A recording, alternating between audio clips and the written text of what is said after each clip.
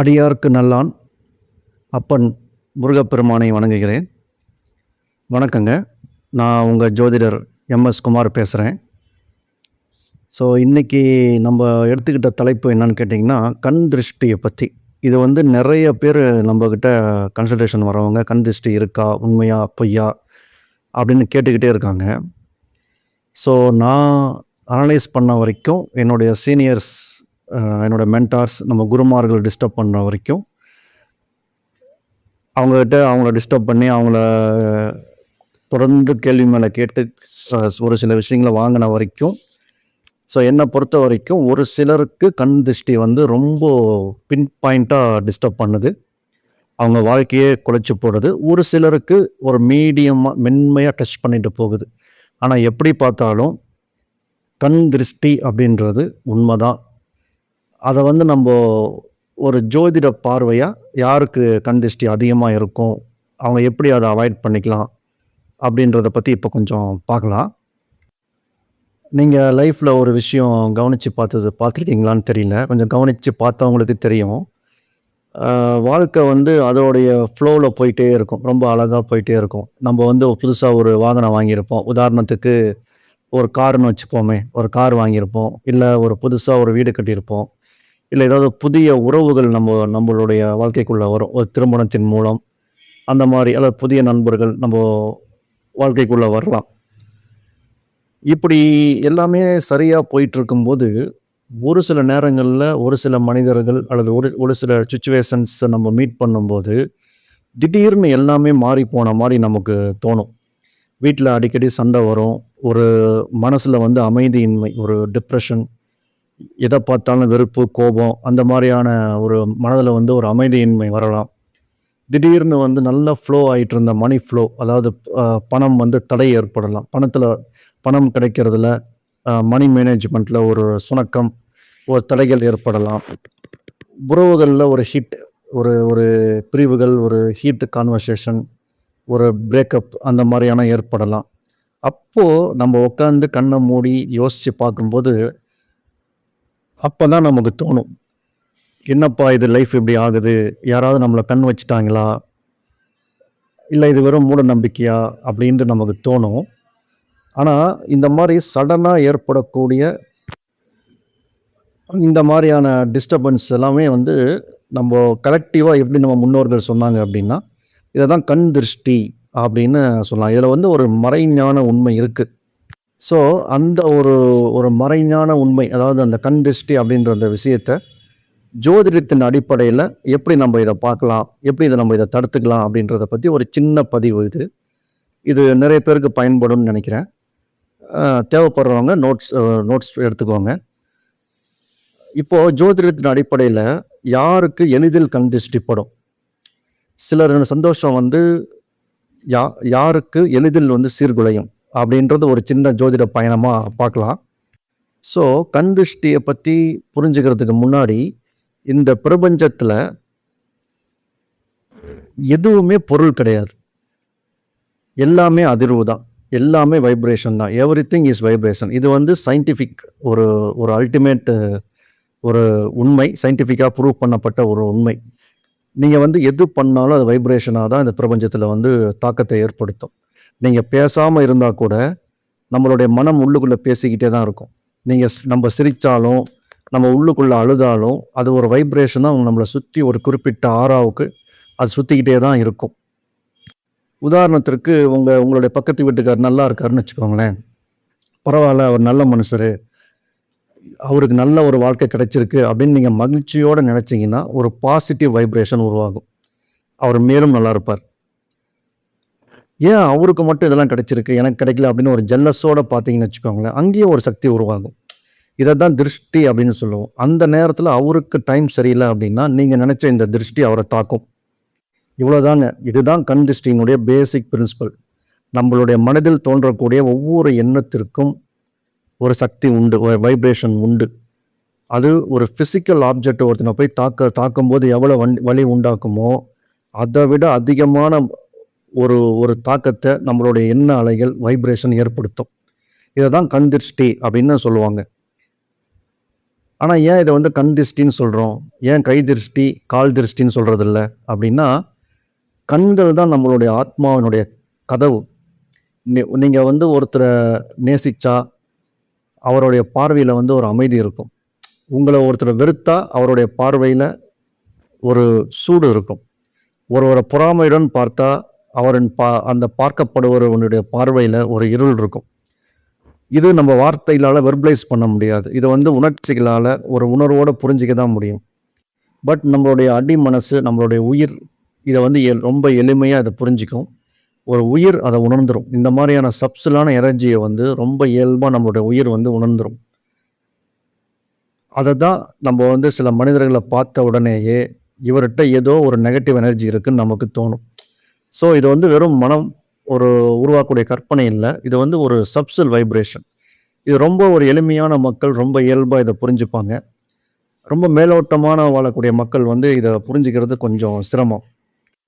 இப்போது யாருக்கு கண் திருஷ்டி அதிகமாக படும் ஜோதிடத்தின் அடிப்படையில், ஜோதிடத்தினுடைய ஒரு பார்வையில் பார்த்தீங்கன்னா, ஜோதிட ரகசியத்தில் யாருக்கு லக்னம் அதை 1ஆம் வீடு வீக்காக இருக்கோ அவங்களுக்கும், யாருக்கு 8ஆம் வீடு வீக்காக இருக்கோ, அஷ்டமஸ்தானம் வீக்காக இருக்கோ, 1ஆம் வீடு மற்றும் 8ஆம் வீடு யாருக்கு வீக்காக இருக்கோ அவங்களுக்கெல்லாம் நிச்சயமாக இந்த கண் திருஷ்டி மிக எளிதாக தாக்கிடும். இப்போ 1ஆம் வீடு ஏன் அப்படி அப்படின்னா, இந்த 1ஆம் வீடு தான் ஒருத்தங்களுடைய உயிர், ஒருத்தங்களுடைய ஆறா, ஒருத்தங்களுடைய தனிப்பட்ட உள்ளார்ந்த எனர்ஜி, ஆத்ம பலம். 8ஆம் வீடு அப்படின்றது ஒருத்தங்களுடைய மறை சக்தி, அக்கல்ட் எனர்ஜி, அதாவது இன்விசிபிள் எனர்ஜின்னு சொல்லுவாங்க இல்லையா, அதுதான் வந்து 8ஆம் வீடு. அது 8ஆம் வீடு ஸ்ட்ராங்காக இருந்தால் இயற்கையாகவே ஒரு ப்ரொடக்ஷன் நமக்கு கிடைச்சிரும். ப்ரொடக்ஷன் ஃப்ரம் அன்சீன் ஃபோர்ஸஸ் நமக்கு கிடைச்சிரும்.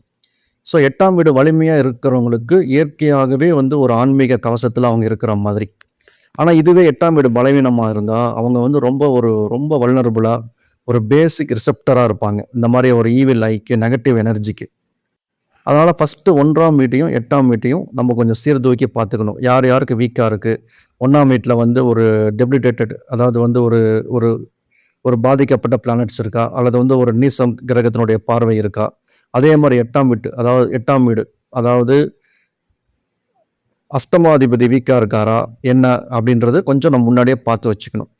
ஸோ இந்த மாதிரி இருக்கும்போது நம்ம கொஞ்சம் முன்கூட்டியே சில ஆன்மீக பாதுகாப்பை பண்ணி வச்சுக்கணும். இது பேசிக் ரூல். யாருக்கு 1ஆம் வீடும் 8ஆம் வீடும் பாதிப்படைஞ்சிருக்கோ அவங்க ரொம்ப இயல்பாக கண் திருஷ்டியால் தாக்கப்படுவாங்க. சரிங்க, இப்போ இந்த 1ஆம் வீடு, இந்த 8ஆம் வீடு இதனுடைய பரிகாரத்தை பற்றி நம்ம பின்னாடி பார்க்கலாம். ஸோ அதை விட முக்கியமான ஒரு விஷயம் என்னன்னு கேட்டிங்கன்னா, நம்ம ஜாதக அடிப்படையில் சனி பகவான் மற்றும் ராகு கேது, அதாவது பாம்பு கிரகங்கள் எந்த இடத்துல பிளேஸ் ஆகியிருக்காங்கன்னு பார்க்கணும். ஃபஸ்ட்டு இதை நம்ம அப்சர்வ் பண்ணிக்கணும். நம்மளோட ஜாதகத்தில் மறுபடியும் சொல்கிறேன், சனி பகவான் மற்றும் பாம்பு கிரகங்கள், அதாவது சனி, ராகு, கேது, இது நம்மளுடைய ஜாதகத்தில் எந்தெந்த இடத்துல பிளேஸ் ஆகியிருக்காங்க அப்படின்னு பார்க்கணும். குறிப்பாக 2ஆம் வீடு, 7ஆம் வீடு, 10ஆம் வீடு, 11ஆம் வீடு, இந்த 4 வீட்டுகளில் சனி, ராகு, கேதுக்கள் இருந்தால் நம்ம வெகு ஜாக்கிரதையாக இருக்கணும். இந்த மாதிரி அமைப்பு இருக்கவங்களுக்கு தான் திருஷ்டி ரொம்ப மோசமாக தாக்கும். அதுவும் 1ஆம் வீடு 8ஆம் வீடு கெட்டு போயிட்டு இந்த மாதிரி அமைப்பு இருந்ததுன்னா ரொம்ப ரொம்ப அதிகமான தாக்கம் இருக்கும். அட்லீஸ்ட் 1ஆம் வீடும் 8ஆம் வீடும் ஸ்ட்ராங்காக இருக்கிறவங்களுக்கு ஒரு மென்மையான பாதிப்பு தான் இருக்கும். இப்போ உதாரணத்துக்கு இதை நான் சொல்கிறேன் பாருங்கள். உதாரணத்துக்கு இப்போ சனி பகவான் வந்து 4ஆம் வீட்டில் இருக்காருன்னு வச்சுக்கோங்க. 4ஆம் வீடுன்னு வண்டி, வாகனம், வீடு, இதை குறிக்கக்கூடிய கிரகம், குறிக்கக்கூடிய அந்த ராசி மண்டலம் 4ஆம் வீட்டில் இருக்கும் பொழுது வீடு, கார், சொத்து, குடும்ப அமைதி, இதை பற்றி நீங்கள் ஏதாவது ஒரு முன்னேற்றம் அடையும் போது, அதாவது நீங்கள் வந்து ஒரு புதிய வீடு வாங்குறீங்க, அல்லது அனைவரையும் வாங்கிட்டு ஒரு கிரக பிரவேசம் கிராண்டாக பண்ணுறீங்கன்னு வச்சுக்கோங்க. எல்லாத்தையும் கூப்பிடுறீங்க, இதுதான் என்னுடைய ஹாலு, இதுதான் வந்து நான் பண்ணியிருக்க வந்து ஒரு இன்டீரியர் எக்ஸ்டீரியர் டிசைனு, இதுதான் இம்போர்ட்டட் ஃபர்னிச்சர், இட்டாலியிலேருந்து வந்துச்சு, டைல்ஸ்லாம் பார்த்தீங்கன்னா வந்து ஜெர்மன்லேருந்து வந்துச்சு, இங்கே தான் எங்கள் கார்டனை வைக்க போகிறோம், எங்களுக்கு 3 கார் இருக்குது, இந்த மாதிரிலாம் நீங்கள் காமிச்சு ஒரு பிரம்மாண்டமாக ஷோ அப் பண்ணிங்கன்னா சனி பகவான் செம்ம டென்ஷன் ஆகிடுவார். ஏன்னா சனி பகவான் அப்படின்றவர் வந்து அவருக்கு ஷோ அப் பண்ணுறதே பிடிக்காது. அதாவது தன்னிடம் இருக்கக்கூடிய விஷயங்களை தற்பெருமை பேசி பெரிய விஷயமா நான் தான் பெரியவன் இந்த காரணத்தினால அப்படின்னு சொன்னாவே சனி பகவானுக்கு வந்து பிடிக்காது. சனி பகவான் வந்து நெகட்டிவாக ஒர்க் பண்ண ஆரம்பிச்சிருவார். இதுவே வந்து 4ஆம் வீட்டில் கேது இருந்ததுன்னு வச்சுக்கோங்க, இன்னும் சுத்தம். கேது வந்து ஒரு விரக்தியின் கிரகம். அவர் வந்து எல்லாத்தையுமே சுருக்குபவர். நீங்கள் 4ஆம் வீட்டில் கேது வச்சுக்கிட்டு இந்த மாதிரி பிரம்மாண்டமாக ஒரு வீடை கட்டிக்கிட்டு எல்லாத்தையும் கூப்பிட்டு ஒரு ஷோ அப் பண்ணிட்டு இருந்தீங்கன்னா, இது வந்து டோட்டலாக கண்டிஸ்டி வந்து நெகட்டிவாக போகும். மிக மோசமான பாதிப்புகள் கூடிய விரைவிலே ஏற்படும். கேதுவெலாம் இந்த மாதிரி 4ஆம் வீட்டில் வச்சுட்டு இவ்வளோ ஆடம்பரமான ஒரு ஒரு விசேஷம், ஒரு ஃபங்க்ஷன்லாம் பண்ணி எல்லாத்தையும் கூப்பிட்டு ஷோ அப் பண்ணிட்டு இருந்தீங்கன்னா, ஒரு உயிர் ஆபத்து கூட அந்த வீட்டில் இருக்கவங்களுக்கு ஏற்படுறதுக்கு வாய்ப்பு அதிகம். ஏன் அப்படின்னா, இயல்பாகவே அங்கே வரவங்க எல்லாருமே வந்து நல்ல மனசு இருக்கவங்கன்னு சொல்ல முடியாது. வைப்ரேஷன். சில பேர் வந்து வீடு இல்லாதவங்க கூட இருக்கலாம். ஸோ எனக்கு இந்த மாதிரிலாம் அமையலையே அப்படின்ட்டு ஒரு ஆதங்கத்தை மனசில் வந்து பொங்கும்போது, அது ஒரு நெகட்டிவ் வைப்ரேஷனாக கண்டிஷ்டியாக கண்டிப்பாக அந்த வீட்டில் இருக்கவங்க மேலே விழுவும். ஸோ ஃபாலோ அப் பார்த்தீங்கன்னா அடுத்தடுத்து குடும்பத்தில் பிரச்சனை, சண்டை வர்றது, பல துர்மரணங்கள். ஏன்னா சில பேர் வந்து வீடு கட்டின உடனே ஒரு மரணம் ஏற்படும். நீங்கள் கவனிச்சிருக்கலாம். அல்லது ஒரு சில பேருக்கு வந்து நிரந்தரமாக வந்து ஒரு உடல் உபாதைகள் ஏற்படுறது, இப்படிலாம் ஏற்பட்டுரும். அதனால் ரொம்ப ரொம்ப ஜாக்கிரதையாக 4ஆம் வீட்டில் சனி, ராகு, கேது இருக்கான்னு பார்த்துக்கிட்டு நீங்கள் உங்களுடைய ஃபங்க்ஷன்ஸு, உங்களுடைய ஹவுஸ் வார்மிங் செரமனிலாம் பண்ணுங்கள். பொதுவாக சனி பகவான் 4ஆம் வீட்டில் இருக்கும் பொழுது ஷோ அப் பண்ணக்கூடாது. தற்பெருமை அந்த வீட்டுக்கு உண்டான அந்த தற்பெருமை பேசக்கூடாது. ரொம்ப ரொம்ப அமைதியாக இருக்கணும். இதே கேது இருந்தாருன்னா சத்தமே போடக்கூடாது. கேது இருந்தாருன்னா ரொம்ப நீங்கள் வந்து ஒரு 5 கார் வச்சுருந்தா கூட நீங்கள் வந்து ஒரு பொது போக்குவரத்தை யூஸ் பண்ணுறது நல்லது. தேவைப்படும் போது தான் அந்த காரை யூஸ் பண்ணணும். யாராவது கேட்டால் எத்தனை வீட்டில் வாகனம் இருக்குன்னு கேட்டால் ஒரு கார் தாங்க இருக்குது அப்படின்ற மாதிரி தான் சொல்லணும்.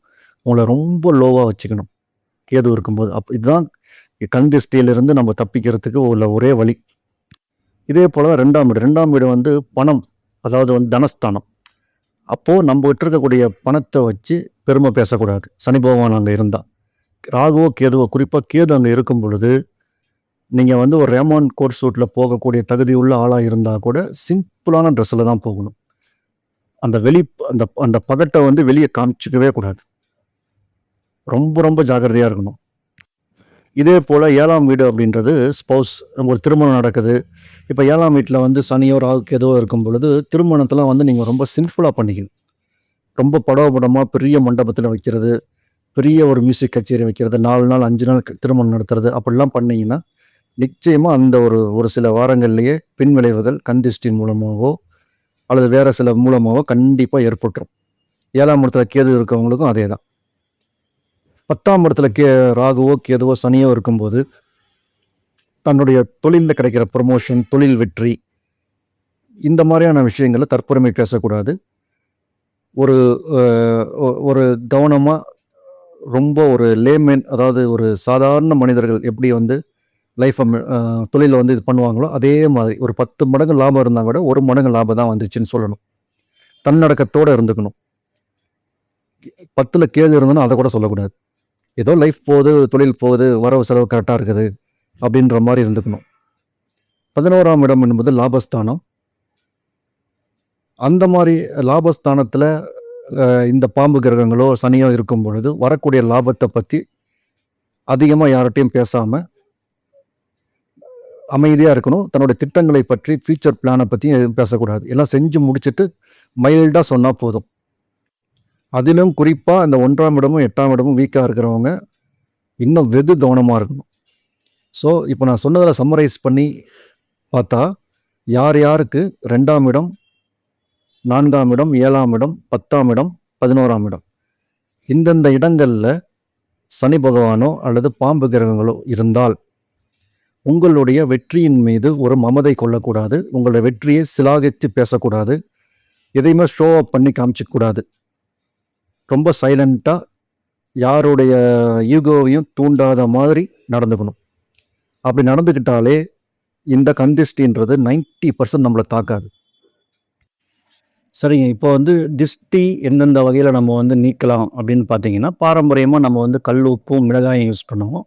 ஏன் அப்படின்னா இது வந்து நெகட்டிவ் எனர்ஜியை வந்து ரிசீவ் பண்ணி அப்சர்வ் பண்ணி அதை ஸ்பாயில் பண்ணும். அதனால் கல் உப்பு மிளகாய் இது வந்து பாரம்பரியமாக சுற்றி போகிறதுன்னு சொல்லுவாங்க. அதை பண்ணிக்கலாம். வாய்ப்பும் வசதியும் இருக்கிறவங்க அடிக்கடி கடலில் போய் நீராடணும். நல்ல கடலில், ஒரு தூய்மையான கடலில் போய் நீராடக்கூடிய வழக்கம் வச்சுக்கணும். வீட்டை வந்து கடல் நீரை கொண்டு சுத்தம் செய்யணும். ஒரு ஒரு 2 மாதத்துக்கு ஒரு தடவை, 3 மாதத்துக்கு ஒரு தடவை கடல் நீரை வச்சு சுத்தம் பண்ணலாம். ஸோ இதை தவிர உங்களுக்கு எக்ஸ்டர்னல் பரிகாரம் அப்படின்னு பார்த்தீங்கன்னா, கிறிஸ்டல்ஸ் யூஸ் பண்ணலாம். நல்ல பலன் தரும். உதாரணத்திற்கு உங்களுக்கு யாருக்கும் எந்த பாதிப்பும் ஏற்படுத்தாத கிறிஸ்டல் அப்படின்னா ஸ்படிகம். ஸோ கண் திருஷ்டிக்கு வந்து நீங்கள் ஒரு வல்லரபுளாக இருக்கீங்க, ரிசப்டராக இருக்கீங்கன்னு நீங்கள் ஃபீல் பண்ணீங்கன்னா, ஒரு ஸ்படிக மணி மாலையை வந்து அணிஞ்சிக்கலாம். அல்லது வீட்டில் வந்து ஸ்படிக லிங்கத்தை வச்சு பூஜை பண்ணலாம். நல்ல பலன் கொடுக்கும். இதை தவிர ரொம்ப ஒரு நல்ல ஒரு ஸ்டோன் என்னன்னு கேட்டிங்கன்னா, டைகர் ஐ. டைகர் ஐ அப்படின்ற ஸ்டோன் வந்து கண் திருஷ்டியை நீக்கிறதுக்காகவே இருக்கக்கூடிய ஒரு வரப்பிரசாதம். இந்த டைகர் ஐ ஸ்டோனை வந்து நீங்கள் வந்து பிரேஸ்லெட்டாக பண்ணிக்கலாம். இல்லை நீங்கள் ஒரு மாலையாக கூட நீங்கள் பண்ணிக்கலாம். ஒரே விஷயம், ஒரிஜினலாக இருக்கணும். நல்ல ஸ்டோரை தேர்ந்தெடுத்து இந்த டைகர் ஐ வாங்கிக்கலாம். ரொம்ப பாதிப்பு இருக்குது, இப்போ 8ஆம் இடம் வந்து ஒருத்தருக்கு பாதிப்பு இருக்குது அப்படின்னு ஃபீல் பண்ணுறவங்க, அடிக்கடி வந்து நம்ம விசேஷத்தில் கலந்துக்கிறோம், ஃபங்க்ஷனில் கலந்துக்கிறோம், நிறைய பேருடைய பார்வைக்கு உட்படுறோம் அப்படின்ற மாதிரியான சூழ்நிலைலாம் இருக்கிறவங்க, குறிப்பாக அந்த மாதிரி ஆட்கள் எல்லாமே ரெட் ஓபல் அப்படின்ற ஒரு ஸ்டோன் இருக்குது.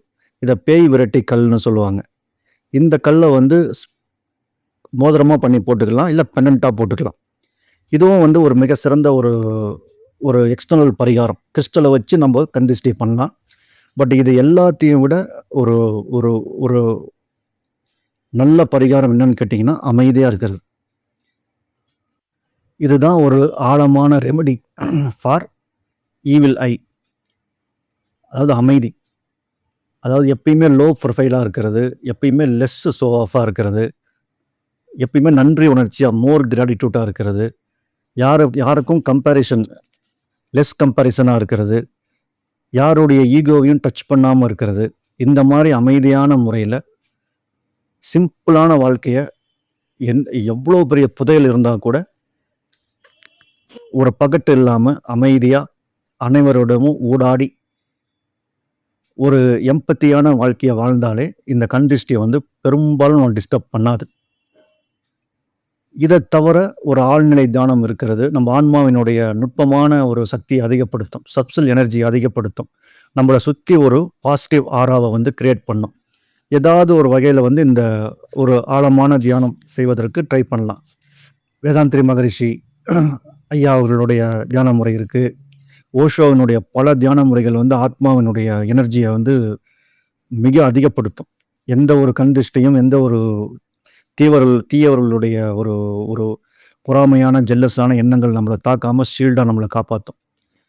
மகரிஷி மகேஷ் யோகியினுடைய தியான முறைகள் இருக்குது. ஆர்ட்ஃபுல்னஸ் மெடிடேஷன் டெக்னிக்ஸ் இருக்குது. உங்களுக்கு எது ஒத்து வருதோ ஸோ அதை வந்து நீங்கள் எடுத்துக்கலாம். ஸோ இதை தவிர பக்தி மார்க்கத்தில் இருக்கிறவங்களுக்கு வாரத்தில் வெள்ளிக்கிழமை, செவ்வாய்க்கிழமை உக்கிரமான பெண் தெய்வங்கள் உள்ள கோயில்களுக்கு போயிட்டு வந்துட்டு அங்கேருந்து ஒரு லெமன் அல்லது எலுமிச்சை கனியை வந்து பிரசாதமாக எடுத்து வந்து வீட்டில் வைக்கலாம். இதுவும் கண் திருஷ்டியும் நெகட்டிவ் எனர்ஜியும் தீர்க்கும். ஆனால் இதில் ஒரே ஒரு அமெண்ட்மெண்ட் என்னென்னா, ராகு வந்து உங்களுக்கு அவயோகியாக இருக்கக்கூடாது. ஸோ அந்த மாதிரி ராகு அவயோகியாக இல்லாதவங்க மட்டும் இந்த பக்தி மார்க்கத்தில் ஒரு உக்கிரமான தெய்வங்களோட கோயிலுக்கு போயிட்டு வந்து அங்கேருந்து கொடுக்கக்கூடிய பிரசாதத்தை வீட்டுக்கு எடுத்துகிட்டு வந்தீங்கன்னா வீட்டில் இருக்கக்கூடிய அந்த கண் திருஷ்டி வந்து குறையும். இது கண் கூட நம்ம பார்க்கலாம். ஸோ ஃபைனலாக, லாஸ்ட் அண்ட் லீஸ்ட், ஸோ நீங்கள் அமைதியாக இருந்தால் உங்களை எளிதில் எதுவும் தொட முடியாது. நன்றிங்க.